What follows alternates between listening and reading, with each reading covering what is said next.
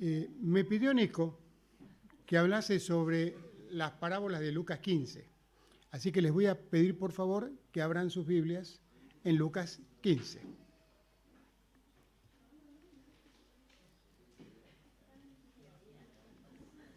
En este capítulo tenemos 3 parábolas.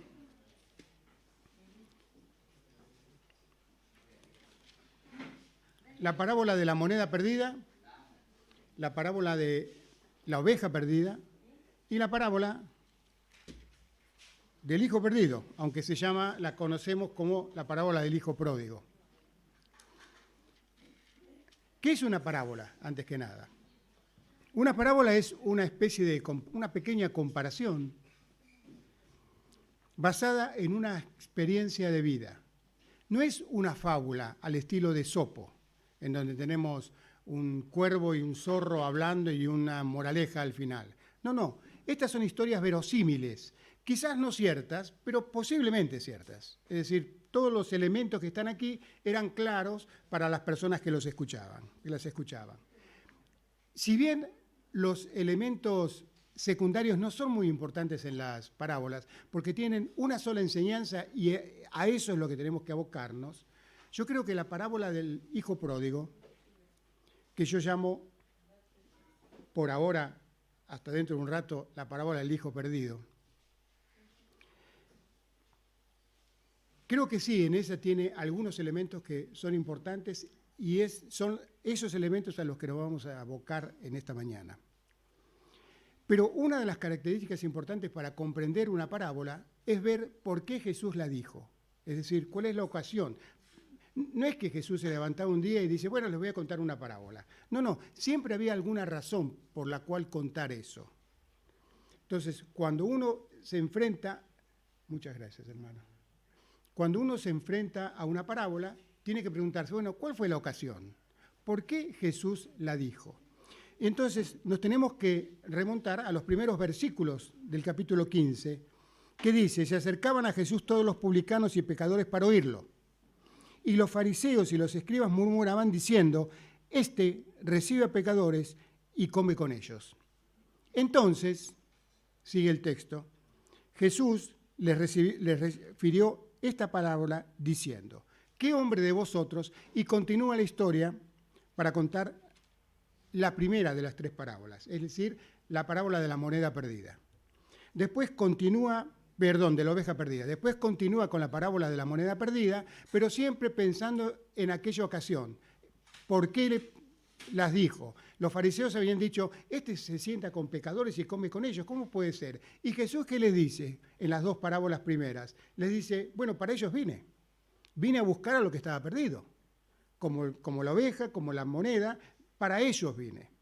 Y entonces comienza en el versículo 11, que es lo que vamos a leer ahora, un poquito más adelante, que es la parábola del hijo pródigo, que sinceramente creo que es un título erróneo, porque se olvida de una parte muy importante de esa parábola, que es lo que vamos a ver en esta mañana. Vamos a ver la primera parte de la parábola a partir del versículo 11 en adelante. Dice, también dijo, un hombre tenía 2 hijos. Esto es muy interesante, porque aquí comienza la parábola ya marcando una diferencia con las demás. Porque en las demás solo había algo que se perdió. En esta, de entrada, dice, un hombre tenía 2 hijos. O sea que el Señor Jesús tenía en mente no solo al hijo menor, sino al hijo mayor. Y dice, y el menor de ellos dijo a su padre, Padre, dame la parte de los bienes que me corresponde. Y les repartió los bienes. No muchos días después, juntándolo todo, el hijo menor se fue lejos a una provincia apartada y allí desperdició sus bienes viviendo perdidamente. Cuando todo lo hubo malgastado y vino una gran hambre en aquella provincia y comenzó él a pasar necesidad, entonces fue y se arrimó a uno de los ciudadanos de aquella tierra, el cual lo envió a su hacienda para que apacentara cerdos. Deseaba llenar su vientre de las algarrobas que comían los cerdos, pero nadie le daba. Volviendo en sí, dijo, ¿cuántos jornaleros en la casa de mi padre tienen abundancia de pan y yo aquí perezco de hambre? Me levantaré e iré a mi padre y le diré, Padre, he pecado contra el cielo y contra ti, ya no soy digno de ser llamado tu hijo. Hazme como uno de tus jornaleros. Entonces se levantó y fue a su padre. Cuando aún estaba lejos, y lo vio su padre, y fue movido a misericordia, y corrió, y se echó sobre su rostro y lo besó. El hijo le dijo: Padre, he pecado contra el cielo y contra ti, y ya no soy digno de ser llamado tu hijo. Pero el padre dijo a sus siervos: Sacad el mejor vestido y vestidle, y poned un anillo en su dedo y calzado en sus pies. Traed el becerro gordo y matadlo, y comamos y hagamos fiesta. Porque este mi hijo muerto era y ha revivido, se había perdido y es hallado. Y comenzaron a regocijarse. Esta primera parte de la parábola se relaciona perfectamente con las otras dos. Algo se perdió, alguien busca, alguien encuentra y todos se regocijan. En las tres parábolas es exactamente lo mismo. En esta parábola, mantengan sus Biblias abiertas porque vamos a ir desgranando de alguna manera estos versículos. Dice: se fue a una provincia apartada. El pródigo se aleja lo más que puede de su padre, fuera de la influencia, completamente fuera de la influencia del padre. Quería ser independiente, vivir sin límites. Sin embargo, estando lejos, cayó bajo las influencias que lo llevaron a una clase de esclavitud que nunca había conocido. Cambió la verdadera libertad, que era la obediencia a un padre amoroso, por la esclavitud de los deseos desordenados. Hay una vana ilusión en las personas que se alejan de Dios, que creen que van a ser libres, cuando en realidad lo que sucede es que cambian una esclavitud por otra. Una esclavitud de un padre amoroso, porque cuando hablamos ayer o antes de ayer, ya no me acuerdo, sobre la tierra de nadie, ¿se acuerdan que no hay tierra de nadie? Bueno, con el Padre no hay tierra de nadie. O se está con Dios o se está con el diablo. No hay ninguna posibilidad de un terreno neutral. Entonces, o soy esclavo de Dios o soy esclavo del diablo. La gran diferencia es que la esclavitud del Padre es una esclavitud amorosa. Yo me imagino, permítanme graficarlo de la manera que yo me imagino la libertad de Dios. Yo me imagino la libertad de Dios como una especie de cuadrado, o rectángulo, como quieran ponerlo, donde Dios me ubica y me dice: aquí dentro tenés 100% de libertad. Y eso es maravilloso, porque nada me da más libertad que los límites. Si yo no sé dónde están los límites, ¿dónde puedo ir? ¿A dónde puedo llegar? ¿Qué puedo hacer? Pero dentro de esto, Jesús me dice: ahí haz lo que quieras. San Agustín decía: ama y haz lo que quieras. Y yo creo que eso resume de alguna manera la libertad de Dios. Jesús dice: si me siguen a mí serán verdaderamente libres, porque esa es la verdadera libertad, no tener límites, tener los límites apropiados de un padre amoroso que me cuida. Pero este hijo perdido no entendió eso. Cuanto más se aleja de Dios en busca de mejores caminos, va adentrándose poco a poco en una mayor oscuridad. Y eso es lo que le pasa a la gente perdida.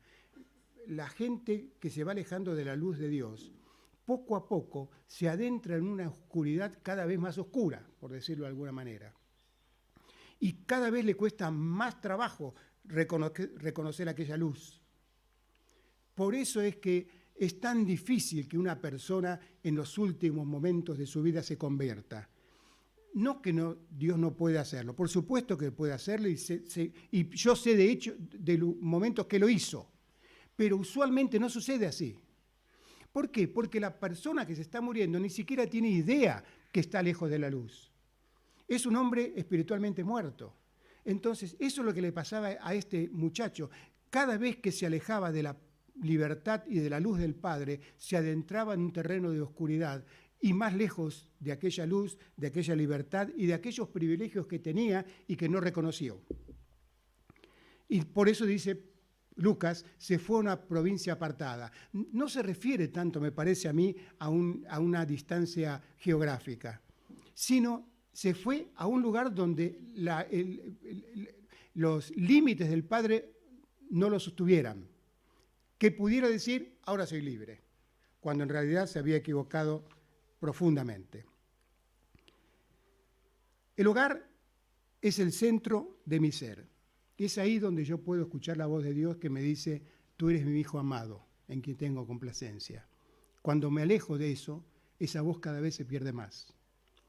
Pero hay otras voces, muchas otras voces, voces fuertes, voces llenas de promesas seductoras que prometen un montón de cosas, pero que al final son todas mentiras. Es la voz de Satanás, del diablo, que me dice, porque esa es la esencia de la tentación. La tentación siempre es dulzona, nunca es tenebrosa, porque si fuera tenebrosa yo me alejaría.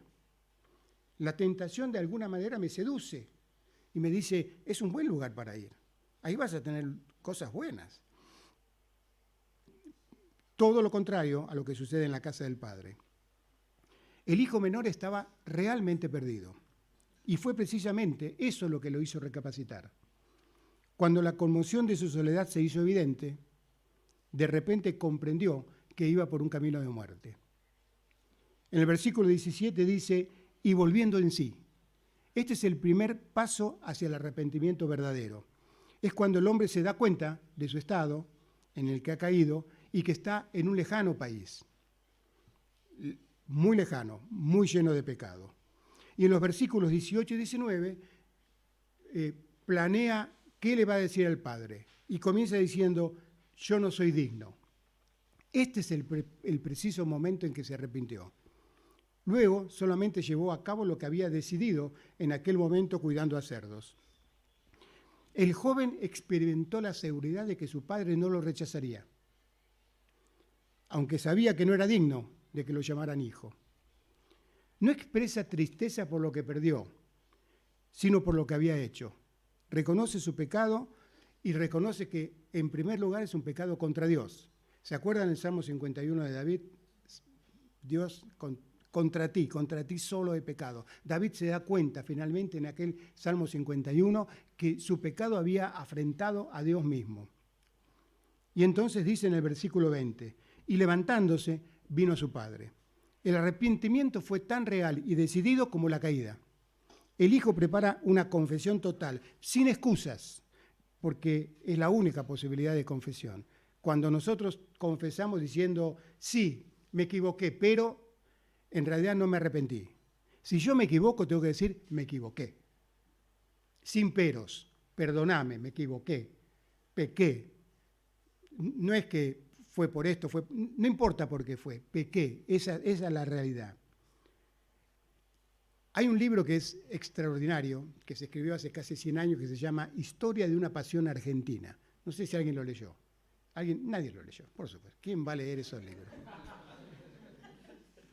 De Eduardo Mallea, un libro extraordinario, escrito hace casi 100 años y pareciera que fue escrito mañana.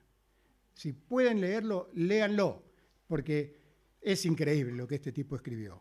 Y él en una parte, no es un libro cristiano, es un libro, no es un libro no cristiano tampoco, es un libro secular, no es en contra de nada, pero tiene algunos conceptos que valen la pena leerlo. Y él dice, pone una frase que yo dije, esto es el hijo pródigo. Él dice, el que se aleja en busca de vanas ilusiones, volverá por el camino del cuidador de cerdos.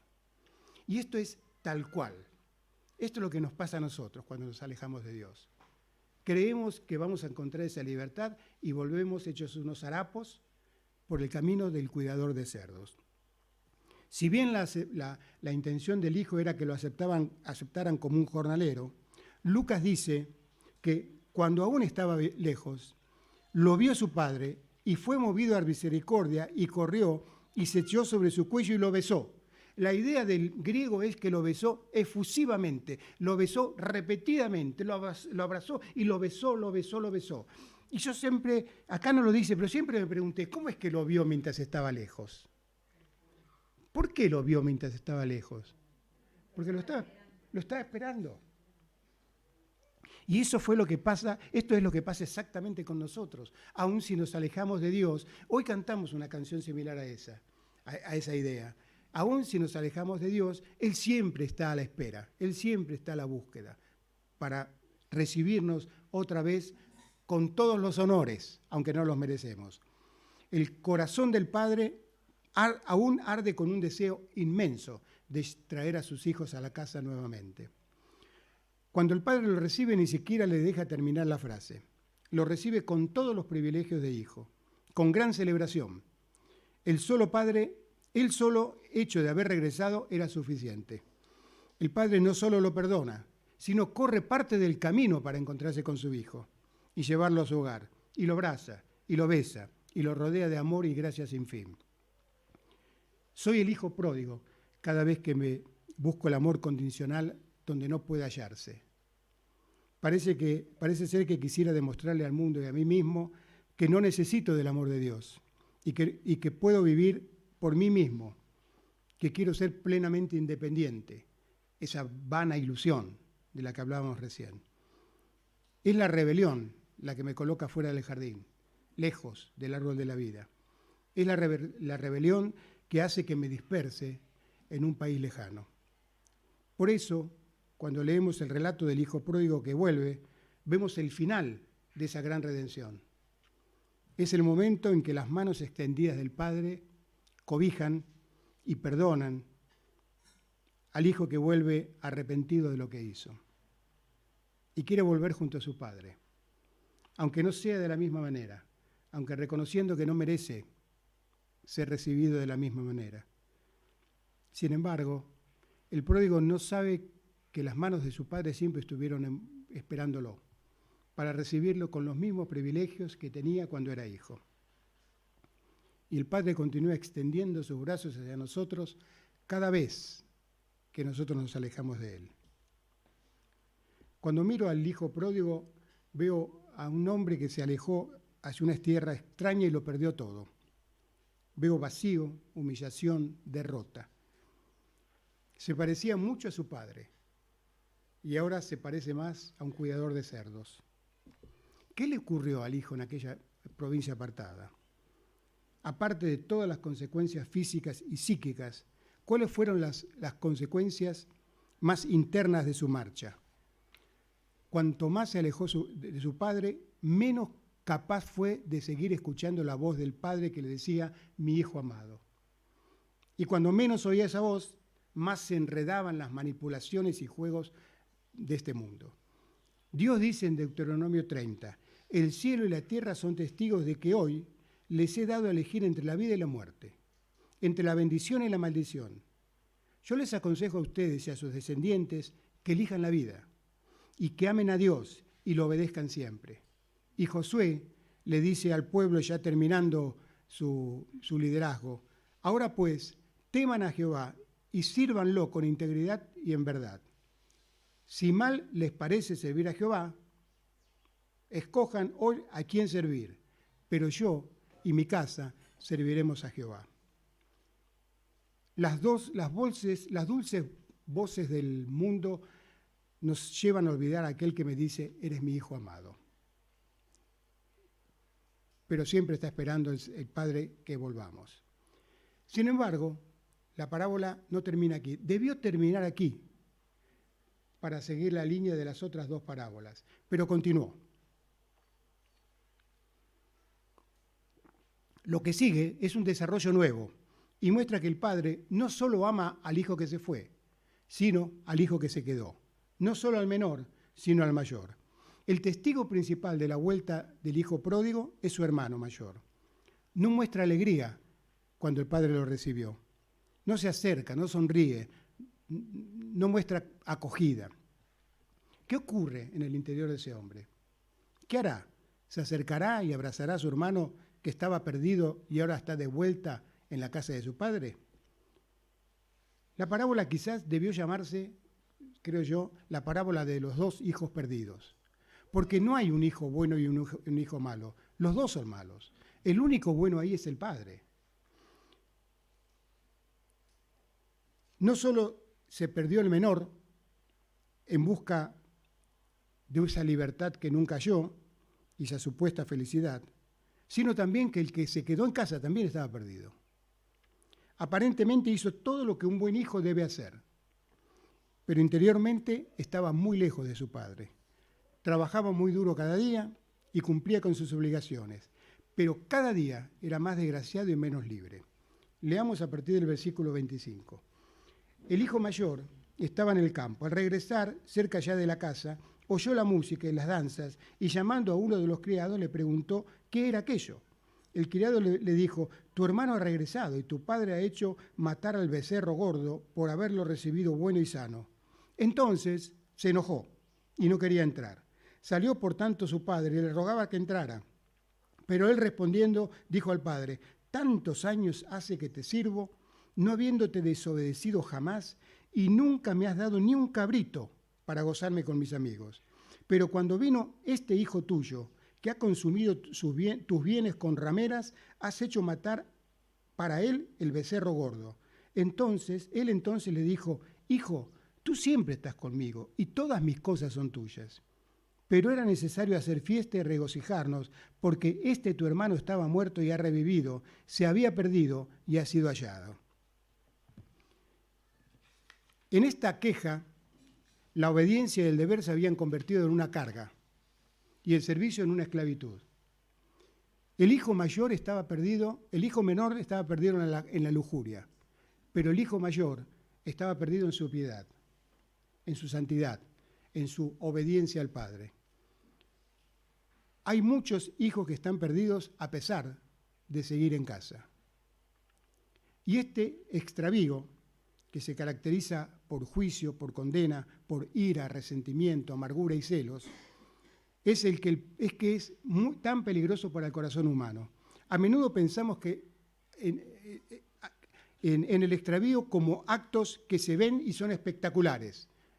El hijo menor se extravió, se fue obviamente hacia el pecado. El hijo menor pecó, su perdición fue obvia. Cuando vio lo que había perdido a causa de su extravío, volvió arrepentido a la casa de su padre, pidió perdón y el perdón le fue concedido. Sin embargo, el extravío del hijo mayor es mucho más difícil de identificar.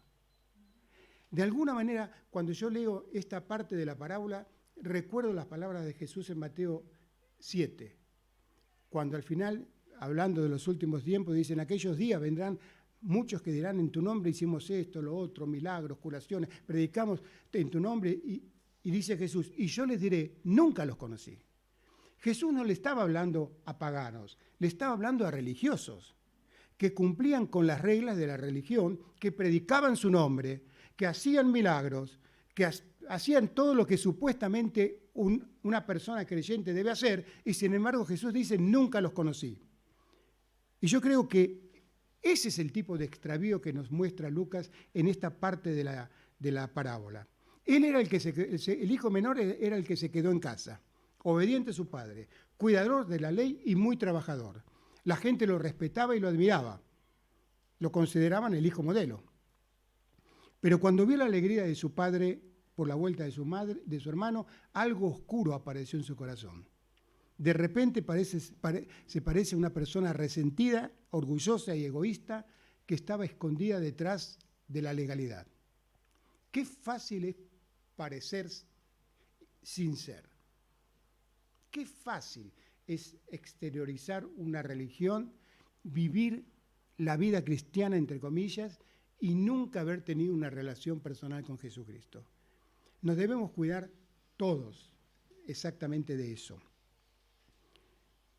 El extravío del hijo mayor era muy difícil de identificar. A veces me pregunto, ¿qué hará más daño? ¿La lujuria o el resentimiento? Hay mucho resentimiento entre los justos y los rectos. Hay mucho juicio, mucha condena, mucho prejuicio entre los santos. El extravío del hijo mayor es tan difícil de reconocer porque está ligado al deseo de ser bueno y virtuoso. ¿Cuánto esfuerzo hemos hecho para evitar caer en el pecado? Pero están basados no en el poder que Cristo me da, sino en mis propias fuerzas, en lo que yo creo que debo hacer para evitar caer en el pecado. Pero sabemos perfectamente que sin Cristo no podemos hacer nada, no podemos evitar caer en el pecado. Únicamente Cristo es aquel que nos da la fuerza para sobrevivir en medio de la tentación. La queja del hijo mayor es la que parte de un corazón que siente que nunca ha sido correspondido como corresponde, valga la redundancia. Es la queja expresada de mil maneras y que termina creando un fondo de resentimiento. Hace casi 2 años, en una iglesia que nosotros conocemos, una pareja estaba trabajando mucho en diferentes áreas de la iglesia, de las tareas de la iglesia. Y en un momento dado decidieron irse de la iglesia. Entonces, cuando se despidieron, fue al principio de la pandemia. O sea que yo lo vi por Zoom, porque me habían invitado. Lo vi por Zoom. Y el pastor que los despedía decía, no es que haya pasado nada, es que se quieren ir. Y yo dije, la verdad, yo mal pensado, debo admitirlo, dije, nadie se va de una iglesia si no ha pasado nada. Al contrario. Y yo sabía de la tarea que hacía, de diferentes áreas, tanto él como ella. La verdad que estaban haciendo un muy buen trabajo, aparentemente. Pero se fueron. Iban a otra iglesia, y ahora parece ser que no van a ninguna iglesia. Yo no quise averiguar, pero bueno, igualmente me enteré qué había pasado. ¿Y qué había pasado? Es que ellos no se sintieron reconocidos. No tenían a alguien que los palmeara el brazo y el hombre que les dijera, muy bien, viejo, qué bien, qué buen trabajo que estás haciendo. Entonces yo me preguntaba, ¿para quién estaba haciendo el trabajo? ¿Lo estaban haciendo para qué? ¿Para figurar, para el reconocimiento o lo estaban haciendo para Dios? Nuestra tarea siempre tiene que ser para Dios, hermanos. Es la única manera que nuestra tarea tenga frutos, si lo hacemos para Dios y en su poder. Y la parábola dice, acerca del hermano mayor, entonces se enojó y no quería entrar. Por supuesto, la alegría y el resentimiento no pueden coexistir en un mismo lugar. Al no querer entrar y compartir la alegría de su padre y hermano, permitió que la oscuridad lo envolviera. ¿Acaso no es bueno ser servicial, obediente, trabajador y sacrificado? Sin embargo, sus virtudes y sus quejas parecen estar milagrosamente ligadas. Parece que allí donde se encuentra lo mejor del hijo mayor, también se encuentra el resentimiento y la queja. ¿Cómo erradicar mi resentimiento sin acabar también con mis virtudes? Yo creo que cuando acepto que lo que hago lo hago en el poder de Cristo, no tengo de qué gloriarme, porque es Él el que me da las posibilidades y el poder para hacerlo. Entonces, ¿de qué voy a gloriarme si no tengo de qué hacerlo? Cuando el hermano mayor pronunció las palabras, que son palabras terribles, ese hijo tuyo se alejó tanto del hermano como del padre. Y le agregó cosas, porque no sabemos si gastó finalmente los dineros con prostitutas. El hermano supuso que lo había hecho y por eso lo agrega él a su speech. Y dice, ese hijo tuyo que gastó tus bienes, que en realidad no lo dice, pero... ¿No lo dice la parábola, Juan? No lo dice, seguro. Pero léelo después, si te desconfías, no hay problema. Ah, perfecto. No lo dice. Lo dice el hermano mayor. Supone que se alejó y y le dice al padre, gastó tus bienes, que en realidad son mis bienes, ¿no? Porque en algún momento los voy a heredar. Gastó tus bienes con prostitutas y ahora lo recibís como si fuera el gran héroe. En los últimos versículos 28 y 29, el padre salió a rogar al hijo para que entrara a la celebración. Si bien él tenía toda la autoridad para hacerlo, para obligarlo a hacer, el padre le rogó insistentemente, dice el griego. Tomó la iniciativa otra vez de buscar al hijo perdido, no el que se había ido, sino el que estaba. Y decirle, entrá al gozo de tu padre y de tu hermano. Y entonces en el versículo 30 dice el hermano mayor, pero cuando vino este, y esto en el griego está primero, es enfático, cuando vino este, mataste el becerro gordo. Ese es el becerro que se guarda para una celebración especial. El padre quiere que ambos hijos regresen. Es importante que ambos se den cuenta que son pecadores y que ambos necesitan la restauración del padre. Esta no es una historia, como decíamos antes, que separa al hermano bueno del malo. Los dos son malos. El único bueno es el padre. Él ama a los dos hermanos y corre al encuentro de ambos. Quiere que los dos se sienten a la mesa y compartan con él la alegría. El amor del Padre no fuerza al amado, aunque quiere librarnos de nuestro pecado interior y somos libres para elegir la oscuridad o caminar a la luz. Dios está allí, en la luz, y no hay ningunas tinieblas en él, dice Juan. El perdón de Dios está allí, el amor de Dios está allí, y no dependen de nuestro arrepentimiento. Siempre estarán allí. Sin embargo, el camino para recibir el amor de Dios es el arrepentimiento. Dios nos llama a amar sin esperar ser amados, a dar sin esperar que nos den, a invitar sin esperar ser invitados y a abrazar sin esperar ser abrazados. La parábola del hijo pródigo es la expresión humana de la compasión divina. Las 3 parábolas de Lucas ponen el énfasis en la iniciativa de Dios. Dios es el pastor que sale a buscar la oveja perdida. Dios es la mujer que enciende la lámpara y que no ceja hasta finalmente encontrar la moneda. Y Dios es el padre que busca a sus hijos, vela por ellos, corre a su encuentro, los abraza, los recoge y los insta a volver a su casa. Jesús es el verdadero Hijo del Padre. Y es nuestro, por supuesto, es nuestro modelo a seguir. Es el hijo menor, pero sin ser rebelde. Es el hijo mayor, sin ser rencoroso. Es obediente al Padre en todo, pero no es esclavo. Hace todo lo que el Padre le dice que haga, pero es totalmente libre. Lo da todo y lo recibe todo. Y eso es lo que el Señor quiere que hagamos nosotros en nuestra vida. Tener esa libertad marcada por los límites del Padre. Y ahí adentro el Padre me dice, haz lo que quieras, pero hacelo con mis fuerzas, con mi poder. Por la gracia de Dios, esto puede ser experimentado por todo aquel que desee volver a Dios, ya sea que se haya ido físicamente o espiritualmente. Que Dios nos ayude a hacerlo, hermanos. Recordemos que cualquiera de nosotros puede convertirse en el hijo mayor. Cuando trabajamos para el Señor, recordemos, es su poder, es su misericordia, es Él el único que realmente nos permite hacer la obra que Él quiere que hagamos. Que Dios los bendiga. Sí. En esa parábola me quedo pensando en esa parte que dice, pero yo tenía, me quedo pensando en esa parte del hijo mayor que dice, pero si todo lo mío es tuyo. Y entonces digo, él tenía la posibilidad de buscar el cabrito e irse a comer con el amigo, y no lo hizo. No sé si me explico. El hijo mayor se confundió. Él creyó que el ser servicial, el hacer cosas, le daban ese privilegio. Y no se dio cuenta que no tenía que hacer nada para ganar ese privilegio. No, yo voy al hecho de la posibilidad que él tenía de haber usado los bienes del padre. Por supuesto que sí. Para ir y usarlo con los amigos, usarlo a veces con cosas. Y yo digo, bueno, yo hoy, ¿qué es lo que estoy a veces pensando que no puedo, pero sí puedo? ¿O qué posibilidades tengo de disfrutar cosas? 100%. No sé si me explico. Estás en la casa del Padre, Gaby.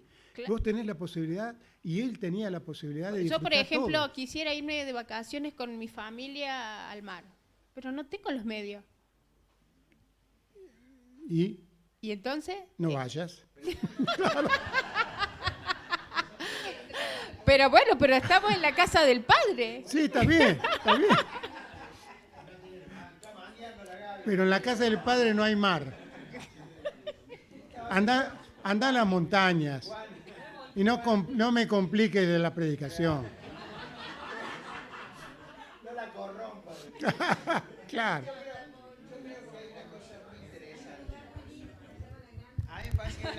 A mí me parece que hay una cosa muy interesante y quizá le da una respuesta a la Gaby. Fíjate vos que el padre primero que en ningún momento lo echó al hijo mayor. Vivía en su casa. Y el padre sabía quién era el hijo mayor. El padre acaso no sabe lo que hay en el corazón de su hijo, lo sabe. No lo he hecho. Para mí me parece que algo que por lo menos a mí me ayuda, el tema del gozo. Si hay un vínculo real, hay gozo. Fíjate que no había ni siquiera gozo porque cuando hay fiesta, no podía gozar. No. No gozaba ni cuando estaba haciendo lo que tenía que hacer, y tampoco gozaba cuando había fiesta, digamos, es una cosa que... Es así. Y yo pienso que eso tiene que ver con lo que a veces nos puede pasar, que creemos que el servicio está en el sacrificio. Que no quiere decir que en el servicio hay sacrificio, pero que uno se ponga el sacrificio, ¿no? Que la vida cristiana no es buscar el sacrificio, es vivir en la libertad del Padre. Que a veces es necesario un sacrificio, por supuesto que sí. Claro. Que se tiene que trabajar duro, por supuesto que sí. Pero debemos ser conscientes de que yo no puedo hacerlo. Si no es Dios el que me da esa fuerza, ese poder y esas ganas, yo no puedo hacerlo. Si no, es simple legalismo. Claro. Ayer estábamos hablando con Ani en un camino que nos fuimos para allá, no sé dónde es, que sobre la ley. Yo creo que acá lo dije la otra vez. Nadie nunca en la historia se salvó cumpliendo la ley. La ley nunca fue pensada para salvar a la gente. ¿Cómo? No, la ley me enseña qué es el pecado. Pablo dice, ¿cómo voy a saber cuál es la codicia si la ley no dijera, no codicies? O sea, ¿qué me da la ley? Que es buena, dice, es recta. ¿Qué me da la ley? Bien, María José, me da los parámetros. Me dice, acá dentro viví, pero nadie se salvó por la ley. Cuando a Abraham le fue contada por justicia, ¿qué cosa le fue contada? La fe. Abraham creyó a Dios y le fue contado por justicia, antes de la circuncisión, antes de la ley. Entonces uno dice, ¿cómo se salvaba la gente del Antiguo Testamento? ¿Cómo se salvaba? Por fe, no por ley. Porque si hubiera sido por ley, la venida de Cristo hubiera sido innecesaria. Cristo vino porque no era el camino. Y cuando Cristo murió, por su muerte, Abraham se salvó. Porque la muerte de Cristo tuvo un efecto pasado, presente y futuro para todos los pecados propios y para todas las personas que vivieron desde Adán hasta que el Señor vuelve otra vez. Así es el poder de la cruz. Por eso Pablo en Romanos capítulo 2 dice que en el Antiguo Testamento Dios había pasado por alto los pecados. ¿Cómo Dios pasa por alto los pecados? ¿Cómo? Dios no pasa por alto los pecados. Pero Romanos lo dice, pasó por alto los pecados. ¿Por qué? Porque Él estaba mirando. Tenemos que pensar en un Dios atemporal, fuera del tiempo, que en este momento nos está mirando a mí, a nosotros, y a la cruz, y a Adán y Eva, y al final. En este momento ve todo. Y por la cruz de Cristo, dice, Abraham se salvó, y yo me salvé, y los chicos se salvan en el futuro, y así sucesivamente. Ese es el poder de la cruz. Entonces, siempre todo llega ahí. La ley nunca puede salvarme. Entonces, si yo creo que haciendo cosas buenas y todo eso, tengo algún tipo de privilegio, estoy totalmente equivocado. Porque si puedo hacerlo, lo hago únicamente en el poder de Dios. Si no, no puedo hacerlo. ¿No? Sí. Sí. Cuando leímos el hijo mayor, me hacía acordar mucho a nosotros, lo que hablábamos ayer, nosotros opinando quién es salvo o no, Tal cual. por lo que hace o deja de hacer. Es así. No tenemos ninguna herramienta para poder decidir eso. Como decía ayer, si creo que alguien está pasando caminando por el mal camino, como cristiano, como hermano, debo ir y decirle, me parece que acá estás equivocado, pero para ayudarlo, no para condenarlo. Sí, ¿vos ibas a hablar? No. Sí, muy seguro. Yo creo que en el universo de esta familia son dos hijos nomás. O sea, el 100%, tanto el menor como el mayor, eran pecadores. Efectivamente. Y el padre los llama y los espera a ambos. Tal cual. A que vuelvan a entrar. Entonces, no dice el texto si el hijo mayor nunca fue feliz, siempre fue un desdichado, no. Pero en ese momento él se estaba gastando su herencia, porque a él le dio envidia y le dio avaricia a ese momento. Pero el padre lo busca él también y quiere que entre. Tal cual. Eso es lo que quería aclarar, como diciendo que no importa en qué momento estamos, todos somos pecadores. No importa si somos de aquel lado, de este lado, o si estamos no dice que mientras estemos sirviendo vamos a ser infelices. No, pero no, podemos tal ser cual. perfectamente felices y en un momento caer, porque todos somos pecadores y el Padre Así nos es. va a llamar a que volvamos a entrar. Así es. Pará, Tri, el micrófono.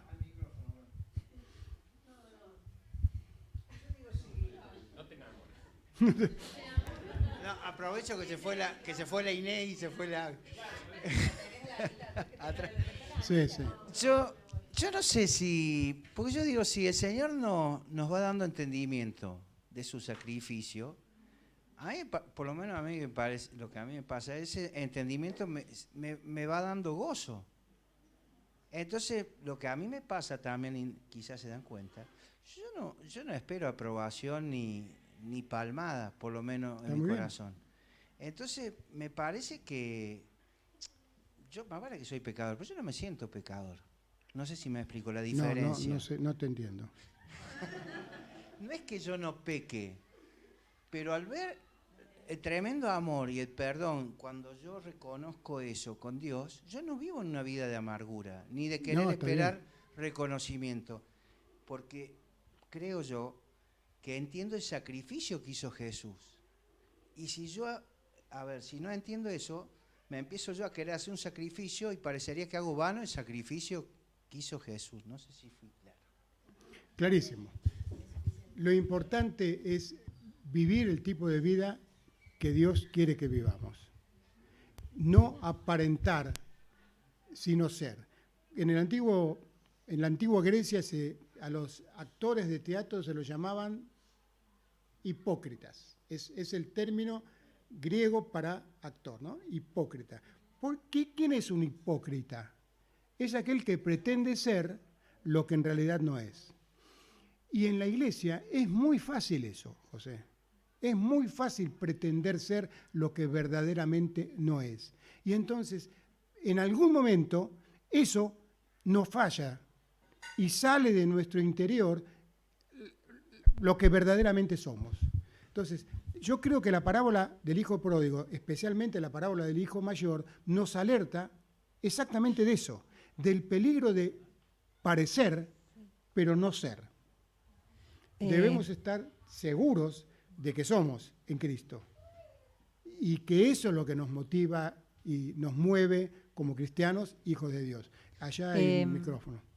Me parece que, o sea, una de las cosas que yo siento es que en parte de mi identidad no pierdo la conciencia de que soy pecadora, Claro, pero a la vez tengo la identidad de que soy hija de Dios, de que soy redimida. claro. Entonces, en esa lucha y en esa búsqueda de santidad y de tener como más merecimiento de lo inmerecido, es que transcurre la vida.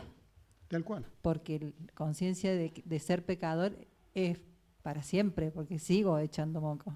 Y sí, Pero también tiene que estar a la par esa certeza que nos da el Señor de que ni uno mismo nos va a separar de su amor una vez que ya tal cual. estamos atados a Él. Amén, así es.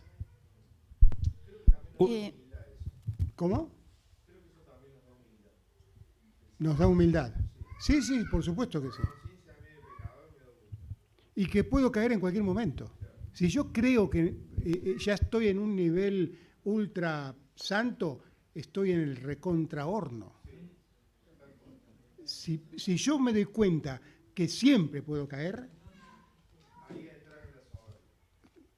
es terrible. Si yo creo que nunca puedo caer, caigo en la soberbia. Pero si yo me doy cuenta que siempre puedo caer, me doy cuenta que únicamente con Cristo puedo no caer.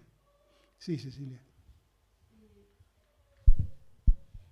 Creo que ha quedado picando y vos dijiste que no arruinemos el mensaje, así que No, dale, arruinarlo tranquilo, total. No, pensaba que el planteo que hizo Gaby es un planteo muy profundo,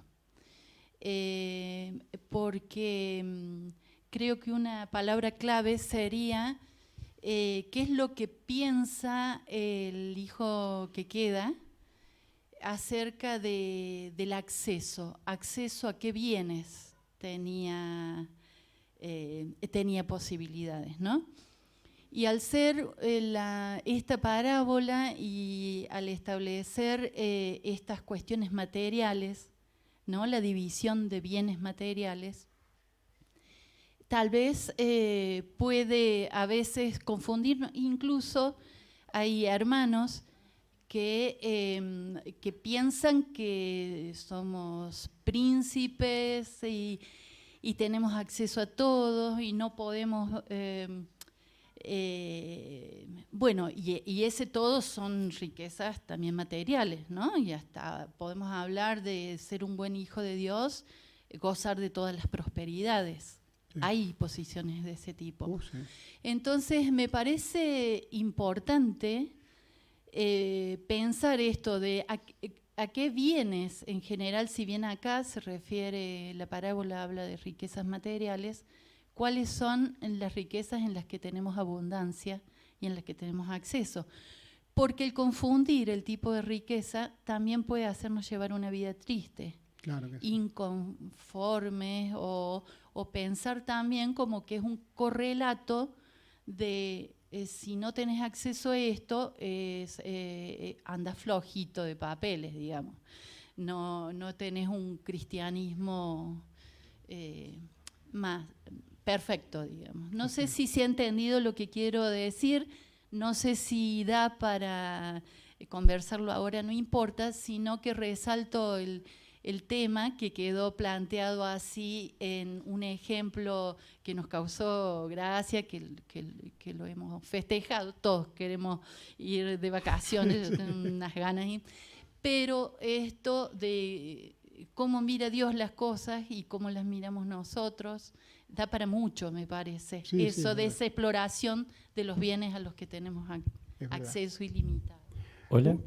Una vez... Sí, quería decir una cosita más, Sí. agregando a lo que decía Cecilia y sobre el mismo punto.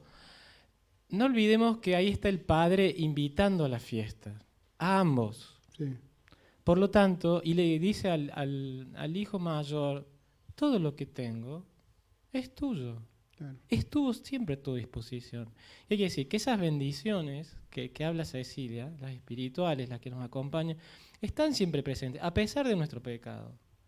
Entonces, por ahí no caer en ese espíritu de derrota, porque Dios nos quiere en otro espíritu, nos quiere en el espíritu del gozo, en el espíritu del disfrute, en el espíritu de disfrutar con Él de las bendiciones que Él tiene preparadas para nosotros, ¿no? Entonces, y que además dice, demandalas, Sí. están ahí, son tuyas, demandalas, pedímelas, trabajémoslo, hagámoslo posible. Ahí está el camino, ¿no? Porque si no nos quedamos en el camino de derrota, tanto de un lado como del otro. Sin embargo, Dios nos invita a otra cosa, nos llama a otra cosa, y por eso ese Padre está invitando a la fiesta. Quiere que ambos participen de eso, de Sí. todo lo que Él tiene para ofrecer ahí. Sí, una vez mi tío fue invitado a predicar a Estados Unidos, a un estado de Estados Unidos. Y el pastor que lo invitó lo llevaba a su casa, que era una casa imponente, con pileta de natación, una cosa de locos, ¿no? Y le dice, quisiera mostrarle cómo Dios me bendijo. Y mi tío le dijo, no se confunda, esto es una casualidad geográfica, no una bendición de Dios. ¿Por qué? Porque si uno ve la obra de Dios alrededor del mundo, alguien se lo comenté, no sé si lo comenté acá, uno de los países que más persiguen a los cristianos es Nigeria, con el 50% de cristianos, y sin embargo están pasando atrocidades innombrables. Un pastor de Estados Unidos que tiene una iglesia muy grande y apoya diferentes misiones en África. Y fue a una de ellas, fue predicando en diferentes lugares de ese país, y al final, cuando ya se volvía a Estados Unidos, el pastor que lo traducía, que era un pastor africano de ahí, lo acompañó al aeropuerto. Y este pastor americano le dice, bueno, ¿qué quieren que hagan por ustedes? ¿Qué quieren que hagamos por ustedes? Y el pastor africano le dice, oren por nosotros. Y el pastor americano dice, no, por supuesto, ya estamos orando por ustedes. Pero ¿qué quieren que hagamos por ustedes? Y el pastor africano le volvió a repetir, oren por nosotros. Porque él tenía un concepto de oración, un concepto de dependencia de Dios que en Estados Unidos no hace falta. ¿Por qué? Porque tienen todo. Si tienen que cambiar la alfombra, bueno, la cambian, aunque no esté, lo cambiamos, y el órgano, y cambiamos todo, total, no hay problema. Pero en África no existe eso. Si no dependen de Dios, no pasa nada. Entonces, siempre va a ser la voluntad de Dios bendecirnos, pero no debemos olvidar dónde estamos. A veces el Señor nos bendice de otras maneras que nosotros no creemos. Es decir, para nosotros quizás la bendición sea material. Bueno, a veces sí, por supuesto que puede ser que sí, pero muchas veces no. ¿Por qué? Porque Dios tiene una perspectiva muy diferente a la nuestra. Él ve todas las cosas y ve exactamente qué es lo que necesitamos. No. Ahora está por allá hay un micrófono. Y allá, eso. Un momentito. Disculpa, José.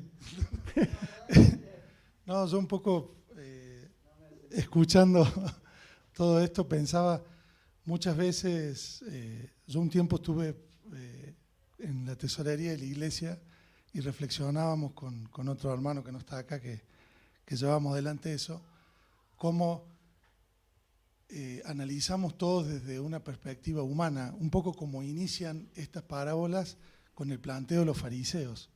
Y la verdad que humanamente uno se plantea esto y lo ve como injusto. Si yo soy un hijo que a mi padre le obedezco, que cumplo todas las reglas, y hay otro hijo que hace lo que se le da la gana, se va, qué sé yo, y obtiene luego todo este amor, todo este festejo, humanamente, por méritos y por un montón de cosas, sonaría como injusto. Un poco a ese hijo mayor creo que se le va o se le escapa el tema que ni él ni el menor tienen un derecho merecido. Ni lo que hagan, mal o bien, va a cambiar eso. Y también se le escapa el gran tesoro que recibió de su padre sin merecerlo, porque ahí radica la felicidad. Y creo que por ahí el ser humano se pasa la vida buscando el éxito o en la autorrealización en cosas palpables, en decir, bueno, se habla eso de la prosperidad, de las cosas materiales.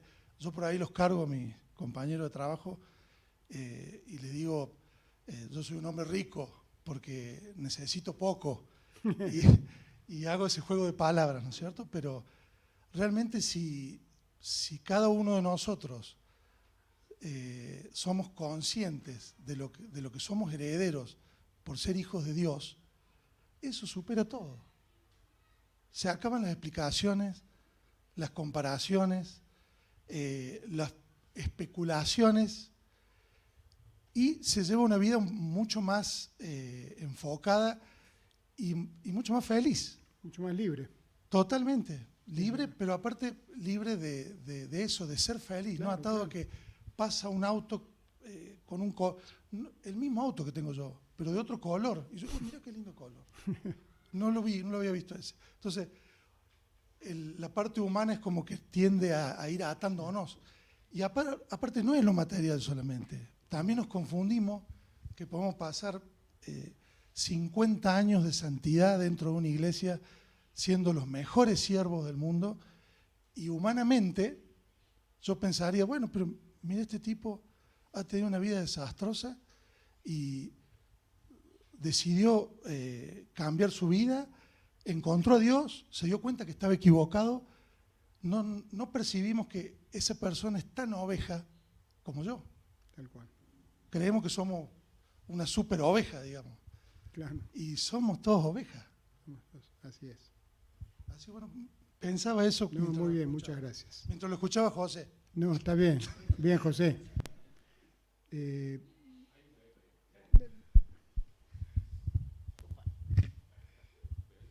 Hola. Yo le entiendo mucho a Gaby. Gaby, para muchos de nosotros ha sido un ejemplo y pienso que ella en el fondo está buscando un descanso, una tranquilidad que ella se merece, ¿no? Que sea la playa, no sé dónde, bueno, pero a veces son necesidades humanas o no, pero son necesidades, ¿no? Sí, sí, sí. También, diríamos, es materiales o diríamos de descanso que tiene que tener y quiere agasajar a sus hijos, a llevarlos a una playa, lo que sea. En ese caso, que a todos nos ha pasado, yo creo que alguien dijo mucho de la oración, o sea, si uno ora, Dios le va a dar la paz que necesita, el descanso, de alguna forma, ¿no? En la playa, o arriba en la montaña, o en la granja. Entonces, todos hemos pasado a decir, bueno, tengo necesidades hoy de descanso, pero ya sabemos que el Señor nos puede dar el descanso que buscamos. A veces lo buscamos mal buscado, o ya tenemos las ganas de ir a un lugar, pero Dios nos va a dar siempre el descanso que queramos, ¿no? Y la oración es fundamental en esos casos, ¿no? Planteárselo al Señor. Necesito el descanso. Me gustaría aclarar algo por las dudas que pueda haberse malinterpretado. Cuando tomé el ejemplo, cuando traje lo que Gaby expresó, lo traje porque como derivamos en las cargadas, pero me quedé pensando mucho, porque lo que ella estaba planteando es de mucha profundidad, por eso lo traje. Y como que merecía ser tratado, no que nos fuéramos así por la risa, sino que el ejemplo que puso es un ejemplo totalmente válido. Creo que todos estamos pensando en esas necesidades. Otros ponen otros nombres, pero son tal cual necesidades. Pero para que no pasáramos por alto lo que ella estaba planteando, porque por esto mismo que dije, creo que hay una profundidad muy grande en lo que ella está planteando. Y que necesitaríamos detenernos un poco más para ver los accesos, eso que dije, ¿no? ¿A qué tenemos accesos? El Toti creo que lo expresó más lindo, más mejor. Así que, bueno, hagamos el próximo una rifa para la Gaby y para mí.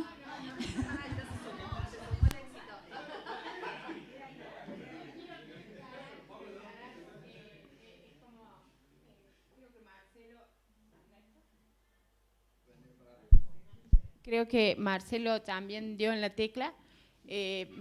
Mientras se hablaba, yo le iba pidiendo al Espíritu Santo que me vaya revelando. Y lo primero era como a veces las necesidades materiales no son un tropiezo. Pero también, como dice Pablo, dice, estoy en la abundancia y también en la escasez y no me des poco para que no te maldiga o eso. Entonces, mi no sé, razonamiento era, bueno, para los que a veces nos cuesta el tema material, a otros le costará otros temas, ¿no es cierto? O al que le cueste algún tema, estamos dentro de ese hijo mayor que estamos en el reino. Entonces nos animemos a usar lo que el Padre nos da la posibilidad. Como era, a eso iba, ¿no? A esas cosas. Y yo tengo ejemplo ahora cuando José no estuvo estos 6 meses, yo pasaba al lado de la camioneta de José que estaba destruida, esa blanca que anda por ahí, estaba destruida la puerta. Y yo le decía, esto no voy a tener plata para eso. Y yo le decía, Señor, te pido, iba pasando por la camioneta, no sé las veces que pasé y las veces que le pedí, Señor, arréglanos esa camioneta, Señor, arréglanos esa camioneta. Y hoy, y apareció la plata, apareció la gente que no nos cobró demasiado y quedó bien la camioneta para mi punto de vista o para lo que yo pretendía. Entonces hoy esas vacaciones sentí que el Señor me decía, Gaby, pedímelas. Gaby, pedímelas y te las voy a dar. No sé cuándo, no importa cuándo. Entonces yo lo que hoy rescato, que el Señor me da el entendimiento, que ese hijo mayor, lo único que le faltaba es decirle, papi, dame ese cordero que me quiero ir a comer, o dame esa cerveza que y el Señor nos va a dar. No sé si me explico. Juan. Perdón. Tengo el poder.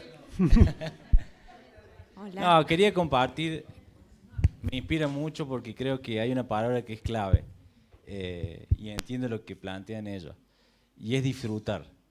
Hace un tiempo recibí esta palabra en Eclesiastés 6, dice, hay otro mal que he visto debajo del sol y es gravoso para los hombres, el del hombre a quien Jehová le ha dado riquezas, tesoro y honores, de modo que nada le falta de todo lo que su alma pueda desear, pero a quien Jehová no le permite disfrutarlo, sino que lo disfrutan los extraños.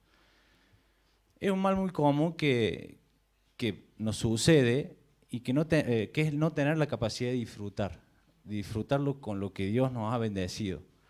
Siempre por ahí ponemos nuestros ojos en lo que nos está faltando, y creo que es el caso de este hermano mayor. Estaba en la casa, tenía todo a su alcance, pero no tenía la capacidad de disfrutarlo. Y ese es el mal que muchas veces a nosotros se nos ha planteado. Lo hablo con conocimiento de causa porque cuando uno vive desde la religión, la fe, siendo un religioso, queriendo cumplir con todas las leyes, con todas las cosas, se carga con demasiadas exigencias y nunca da la talla. Por eso y uno pierde la capacidad de disfrutar. Y eso lo sufre uno, lo sufre su esposa, lo sufren sus hijos, porque siempre estás ahí como que, no, tenemos que dar más, tenemos que dar más. Y creo que ese es el mal del hijo mayor. O sea, estaba en teoría al alcance de todo lo que el padre le ofrecía, pero no lo disfrutaba. Y eso es algo que nos sirvió mucho de descansar, de decir, no, ya lo que tengamos, ya sea poco, ya sea mucho, lo vamos a disfrutar porque es lo que Dios nos da. Y es la parte también de esto de decir, en el Salmo 23 dice, Jehová es mi pastor, nada me faltará, dice una versión, y otra versión que es más puntual dice, nada me falta. Y eso a mí me sirvió mucho de decir, no, todo lo que tengo hoy es lo que Dios me da para cumplir propósito para este tiempo. Y me libra de muchas presiones, de muchas cargas, y a su vez también lo asimilo a lo que hablábamos ayer. Muchas veces estamos viendo en lo que hacen los otros o lo que el otro se le da y no en lo que Dios me dio a mí. El tema de lo que nos parece justo o injusto es también como el ejemplo de los obreros de la viña. Hay gente que laburó todo el día y ganó un pago, y los que laburaron las últimas 2 horitas les pagaron lo mismo. ¿Pero cómo? Muchos se enojaron, se ofendieron. Pero es la justicia de Dios, que no es la misma que la nuestra. Y ahí es donde tenemos que entender y saber disfrutar de lo que nos tocó a nosotros y no codiciar lo del otro. Tal cual. ¿Puedo decir algo? Sí, por supuesto. Agregando a lo que estaba diciendo Juan recién, tengo como la impresión de que nos quedamos en la mente del hermano mayor, ¿no? Nos quedamos con su mundo pequeño. Y cuando hago el foco en esa porción de la parábola, que es la que siempre dejamos olvidada, ¿no? Porque nos enfocamos en el hijo que se fue, yo veo a un hijo que no tiene un corazón alineado con el padre. Y eso le hace poner la vista en las cosas que no son importantes. Entonces creo que la clave está ahí, en alinear nuestro corazón con el Padre. Porque nosotros podemos estar asistiendo juntos a una misma realidad y estar viendo cosas completamente diferentes. Cuando eso hablamos con Analia en algún momento durante el campamento, cómo a veces los lentes que me pongo son aquellos que dictan o que hacen foco en determinadas cosas y no tal vez en las que Dios está mirando. Si pienso qué le faltaba a ese hijo, le faltaba comunión con el Padre. El dolor que el padre tenía por ese hermano que se había ido, él no lo tenía. Él tal vez estaba feliz de que ahora iba a heredar todo lo que había en la casa de su padre porque era el único que había quedado. Es como estar mirando lo que no hay que mirar. Me hace acordar al momento en que la mujer fue y rompió ese perfume sobre Jesús y le dijeron, ¿cómo vas a desperdiciar eso? Y Jesús dijo, me está preparando. O sea, la mujer vio ese momento. Y si lo llevo al pueblo de Israel, dice la palabra, vino y nadie se dio cuenta que el Cristo había llegado al mundo, ¿no? Entonces, que no nos pase eso, porque en algún momento alineamos nuestro corazón con Dios. Pero puede ser que en el andar de la vida cristiana nos pase que empezamos a mirar otras cosas y empezamos a creer que lo importante es eso, ¿no? Y en realidad el gozo está en tener el gozo en las cosas en las que el Padre tiene. Porque yo pienso, si ese hermano hubiera estado acompañando al Padre en ese tiempo de tristeza profunda, su alegría hubiera sido inmensa. Claro. Y hubiera entendido que ese animal que estaban engordando, ese era el momento para usarlo. Ese era el momento justo, ¿no? Porque no era solamente el decir, bueno, yo puedo agarrar esto porque es mío, ¿no? Sino identificar cuál es el momento para cada cosa y ver lo que Dios ve en cada situación. Y bueno, que el Señor nos ayude, porque Amén. la verdad que nuestra naturaleza nos juega constantemente en contra Así de es. eso. Amén. Muchas gracias.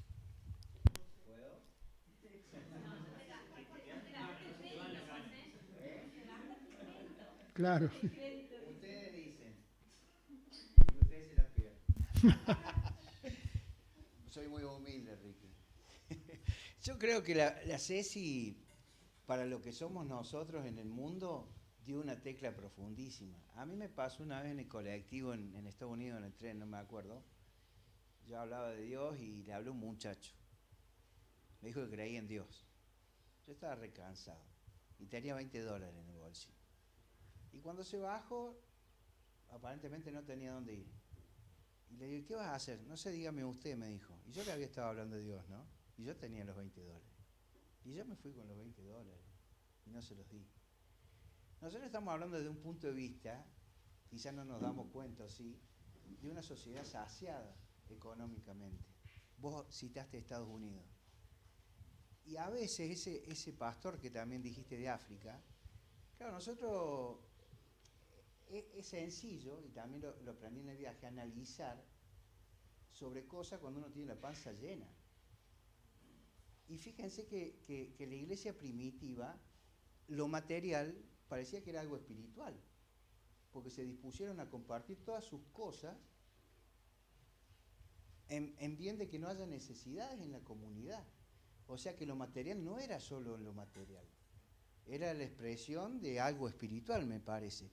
Hasta el punto que Jesús o Dios dice que la avaricia es igual que idolatría.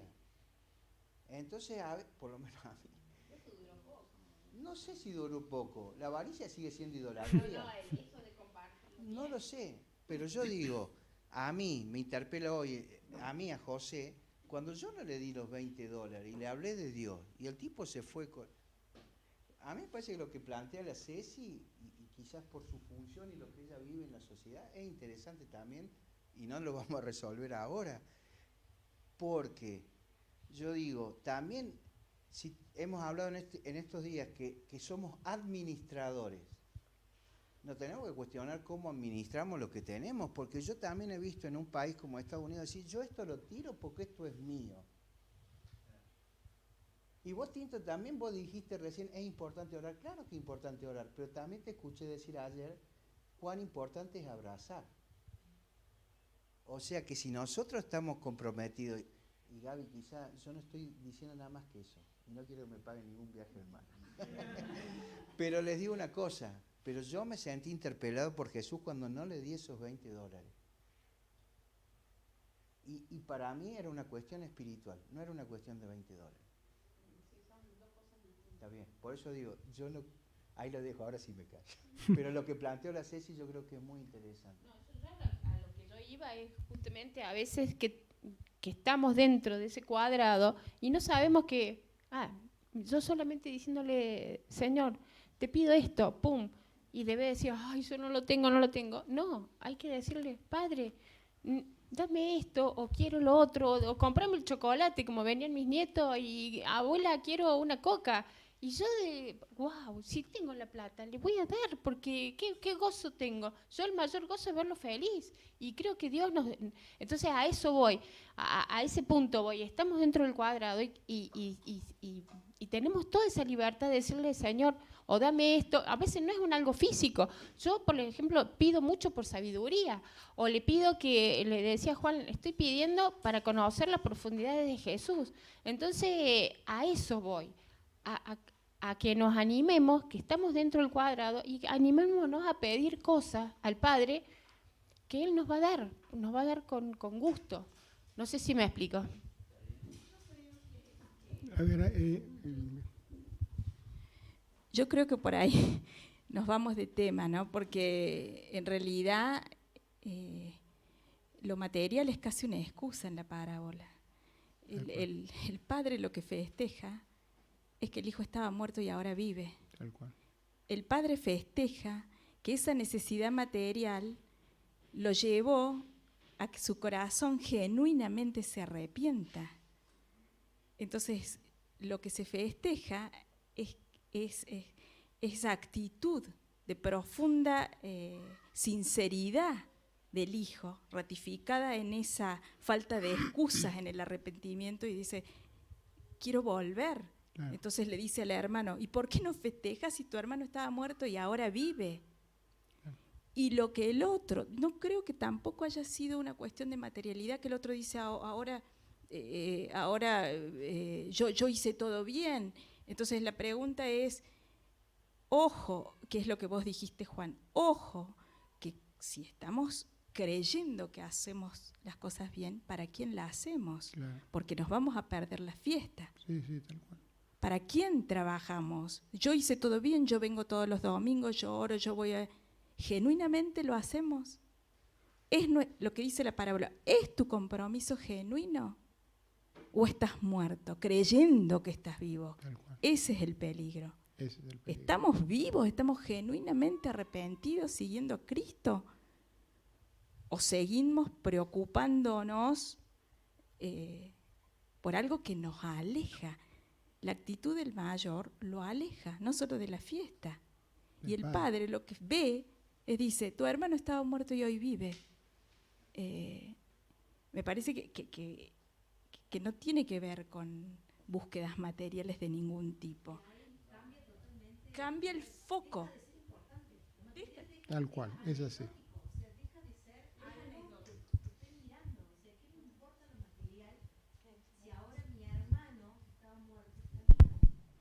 ¿Cómo es que no se alegra? Es un cambio de paradigma y de mirada, y nosotros nos quedamos siempre enganchados en la mirada del hermano, o sea, no podemos salir de ahí, no podemos salir de la comparación, claro. ¿No? Y estamos pidiendo el chocolate y cuando el Señor nos quiere dar el reino, claro. ¿No? Pero bueno, seguimos mirando el chocolate, lamentablemente, como los chicos. Una cosa que cuando el padre le contesta al hijo mayor, por ahí nos estamos quedando con la segunda parte de la frase que le dice todo lo que tengo es tuyo, pero la primera parte es tú siempre estás conmigo, que es algo que es evidente que el hijo mayor no tenía en cuenta, ¿sí? Que era lo más valioso, o sea, como la perla, digamos, ¿no es cierto? O sea, más valioso que todo lo que tengo, lo más valioso que estás conmigo, ¿no? Y no lo tenía visto al tema ese, me parece, el mayor. Yo quería hacer una pregunta, quizás con esto me voy un poco del tema, si alguno quiere algo comentar más de esto, puede hacerlo también, ¿no? Pero si vos ves, quizás no, y acá se acabó la pregunta, si vos ves, o qué relación ves entre esto y lo que veníamos viendo en los encuentros anteriores. Primero lo de seguir a Jesús, después lo del discipulado de unos a otros, y si encontrás alguna relación en esta parte. Sí, yo creo que esta parábola, sobre todo la del hermano mayor, y el hecho de qué es lo que tenemos en nuestras manos, la perla de gran precio, qué significó para Cristo, yo creo que esta última parábola, o esta última parte de la parábola, nos exhorta a que analicemos nuestras vidas. Ustedes y yo, todos nosotros, porque es tan fácil parecer y no ser, cumplir ciertas reglas, hacer ciertas cosas y vivir. Hermanos, yo les puedo asegurar, yo conozco a gente, a hermanos cristianos hace 50 años. Los conocí cuando éramos jóvenes y eran unos sabandijas. Hoy ya no son jóvenes, pero siguen siendo sabandijas y son pastores. Se los digo de todo corazón. Yo veo las cosas que han hecho en su vida y digo, ¿cómo pueden hacer este tipo de cosas? ¿Y por qué es así? Porque es tan fácil parecer, tomar una actitud externa de lo que significa ser cristiano y no serlo, que es peligrosísimo. Por eso yo quise terminar con esta segunda parte de la parábola. Cuando vos me dijiste de ver un poco las 3 parábolas, ¿te acordás? Y yo después te expliqué, a mí me gustaría hablar del hijo mayor, porque es algo que veo en muchas iglesias, hermanos. Yo a ustedes no los conozco como para decidir si están con ese peligro o no. La verdad que no los conozco, los he visto algunas veces, me encanta estar con ustedes, me parecen gente maravillosa, pero no los conozco. Pero he visto en muchas iglesias personas que viven toda la vida como si fueran cristianos y no lo son. Entonces uno dice, ¿cómo puede ser que después de tantos años se manden una macana como la que se mandó tal o cual persona? ¿Cómo puede ser? Sí. Yo estaba pensando en más o menos lo mismo, que meditando en lo que decía Nico y en lo que dijo Mariana en la parte de la celebración cuando arrancó, que ella se emociona cuando ve a los niños también, y Dios tiene una visión generacional, entiendo yo, como cuerpo en la tierra, como iglesia. Y justamente me preguntaba también lo mismo, digo, tiene la importancia de lo peligroso que lo que nosotros vamos a replicar, porque como usted explicaba, el discipulador no va a hacer otra cosa que multiplicarse en sus discípulos, que era lo que Jesús deseaba que entendieran todo el tiempo con sus ojos espirituales y no con los ojos naturales, de decir, yo quiero que si yo voy al Padre, o sea, ustedes hagan como yo. Por eso también Pablo lo podía decir con libertad, ustedes tienen que ser como hago yo.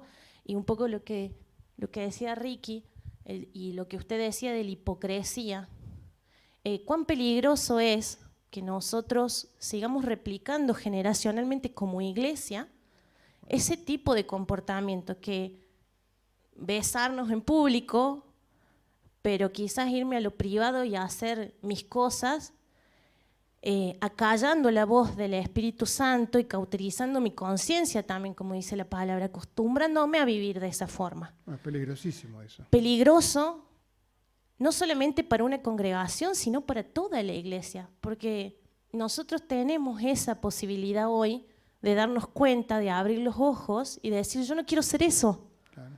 Quizás que cosas que hemos sufrido en el camino como cristianos, y decir, guay, o sea, a mí me mostraron una cosa en mi casa y después acá pasa otra cosa.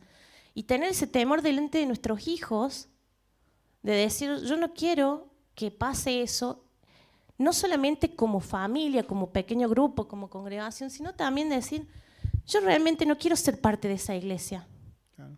No quiero ser parte de una iglesia que dice y que predica y que opina que todos sabemos la palabra, como usted decía, los cristianos como que todos tenemos nuestra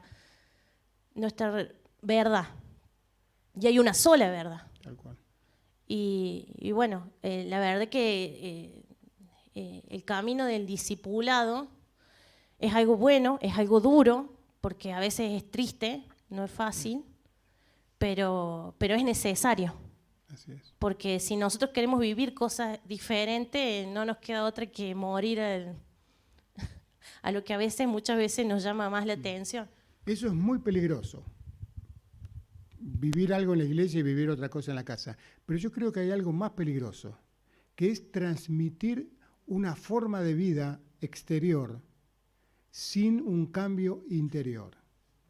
El obispo Federico Pagula, y esto lo digo con nombre y apellido porque él lo dijo en público, que fue obispo de la Iglesia Metodista, uno de los más reconocidos de la Iglesia Metodista, dijo en público que él nunca necesitó convertirse.